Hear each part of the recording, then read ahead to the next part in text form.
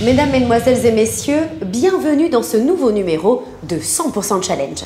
Pour sa 5e saison, notre émission vous donne rendez-vous chaque semaine avec le monde des entreprises afin d'y découvrir leurs stratégies, les femmes et les hommes qui les font vivre, ainsi que leur savoir-faire. Aujourd'hui, notre reportage nous emmène à la découverte de la fabrication de produits généralement très appréciés des petits et des grands, les glaces. À travers les exemples de 3 entreprises qui conduisent des stratégies différentes, voyons comment, ensemble, elles contribuent à fournir une offre qui se diversifie avec des produits toujours plus sophistiqués, pour le plaisir des amateurs et le développement de notre industrie agroalimentaire. C'est bon une glace, c'est rare qu'on s'en lasse. Et pour cause, les fabricants mauriciens font tout ce qu'il faut. Ils proposent des produits toujours plus sophistiqués et des gammes toujours plus diversifiées, chacun avec sa méthode. Chez le leader Inodis, cette variété est la conséquence d'une évolution originale. Notre partenariat avec le groupe Nestlé, 45 ans de cela, et puis dans le temps, on a investi dans la technologie moderne pour pouvoir produire et fournir des produits sur le marché local. Ce partenariat quand même a donné un avantage technique au niveau du groupe et puis dans le temps, avec l'évolution, on s'est tombé d'accord que la marque Dairy Maid soit produite uniquement par Inodis. La fabrication de Dairy Maid localement nous donne la possibilité de s'adapter au goût et au changement de goût, que ce soit au niveau local ou régional. Pour fournir le marché domestique ou pour exporter, comme le fait Inodis, les industriels doivent maîtriser parfaitement le processus de fabrication. Un process qui répond aux normes les plus strictes en matière de sécurité alimentaire et qui commence par le choix des ingrédients. 50% de nos matières premières sont importées. Donc nous avons des contrôles à la réception, des contrôles microbiologiques, donc des analyses qui sont faites à ce niveau. Et ensuite, les matières premières sont amenées à un mélange. Donc nous faisons un mélange d'après nos recettes pour avoir la base qui est ensuite pasteurisée. La pasteurisation, c'est une étape donc, où le lait est chauffé à une température qui est à peu près à 70 et à 80 degrés, donc pour éliminer les microbes. Après la pasteurisation, la base est aromatisée avec des essences et des colorants pour ensuite être débitée dans nos freezers. Donc à l'intérieur de ces freezers, vous avez un foisonnement de lait et de l'air qui est injecté. Donc à ce moment, vous avez des cristaux de lait qui est formé, donc, et l'air qui font une mousse épaisse et très consistante qu'on appelle les crèmes glacées. Donc ces crèmes glacées sont ensuite empaquetées dans des bacs qui vont être ensuite envoyés dans le surgélateur. Le surgélateur qui est à moins 40 degrés pour assurer la cristallisation complète de la crème glacée. Donc ensuite stocké dans des cold rooms à moins 20 degrés. Afin d'élargir son offre, le groupe Food & Light fait un choix différent de son concurrent. Sa filiale, Morilay, s'appuie toujours plus fortement sur sa relation de franchisé avec le géant mondial, le groupe Unilever. Morilay a souhaité s'associer avec Miko, de par la marque elle-même, parce que la marque est une marque internationale, voire mondiale. Donc nous travaillons sous un contrat de franchise et nous bénéficions de tous les avantages liés à la marque elle-même au départ. L'accord qu'on a, on a toutes les portes ouvertes au niveau du savoir-faire Unilever et donc Miko, que ce soit d'un point de vue marketing, d'un point de vue commercial, d'un point de vue merchandising, l'assortiment des rayons, des choses comme ça.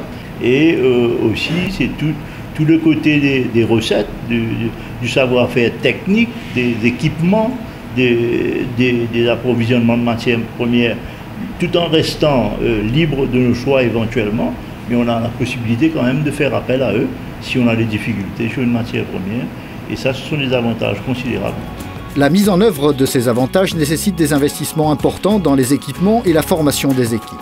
Ce sont les conditions nécessaires pour réussir les recettes qui font le succès du numéro 1 planétaire des crèmes glacées. Ce qui n'empêche pas quelques adaptations. Le fait d'avoir acquis leur confiance, on a une certaine flexibilité. Et l'exemple typique, c'est le Kulfi. Le Kulfi qui est un produit au goût mauricien, qui nous ont permis de faire, bien sûr, sous leur supervision, et qui marche très bien. Ben oui, faut bien se faire plaisir, n'est-ce pas Ella? Non, c'est sûr que quand on travaille sur un produit comme la crème glacée, c'est un produit plaisir pour commencer.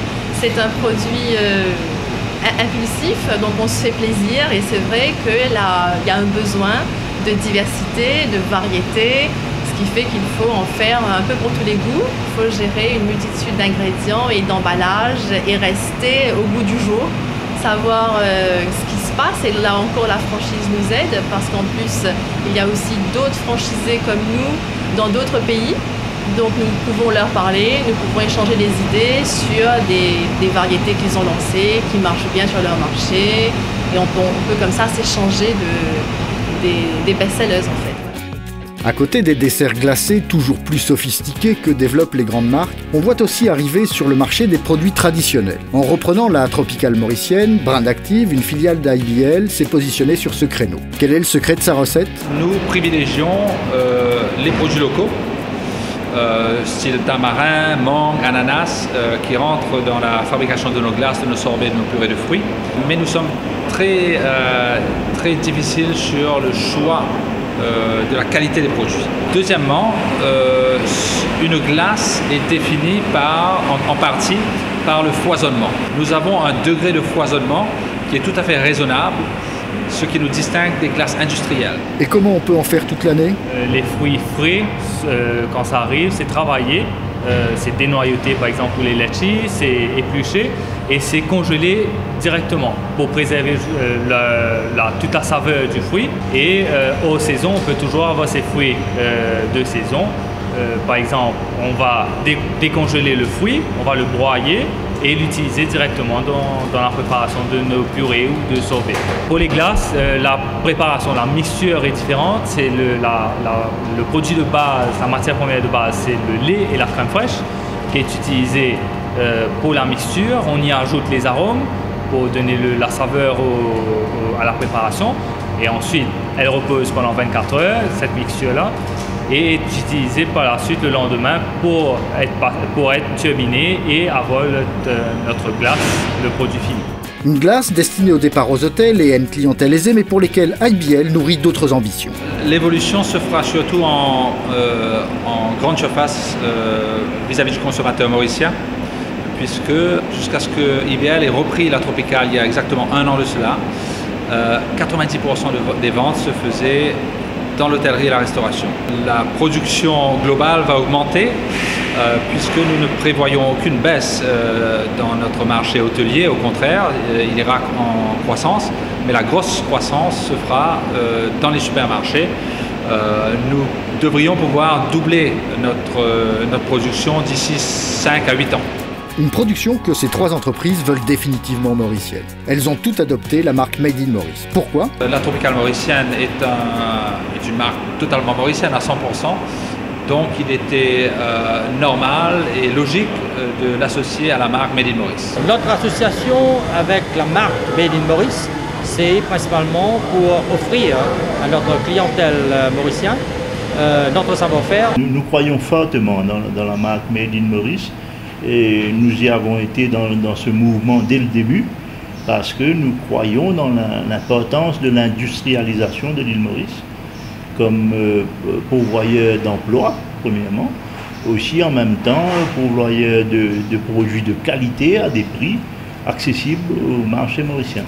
Comment toutes ces glaces et d'autres produits peuvent-ils obtenir la marque Made in Maurice? Pour qu'un produit puisse porter la marque Made in Maurice, nous avons une procédure en 2 étapes. Il y a d'abord un dossier à remplir avec certains critères que nous allons vérifier. Il faut bien que l'entreprise ait des investissements, il faut bien que l'entreprise déclare un certain nombre de choses, le nombre d'emplois, la valeur ajoutée produite. Donc c'est l'aspect théorique de l'instruction. Pour la partie pratique, nous nous rendons dans les usines avec l'organisme de contrôle SGS, qui est notre partenaire sur cette opération, et nous allons vérifier que le dossier qui nous a été transmis est bien conforme à la réalité. Nous allons vérifier un certain nombre de critères en matière de production, en matière de livraison, en matière de marketing, de lien avec le consommateur, en matière de health and safety, etc., etc.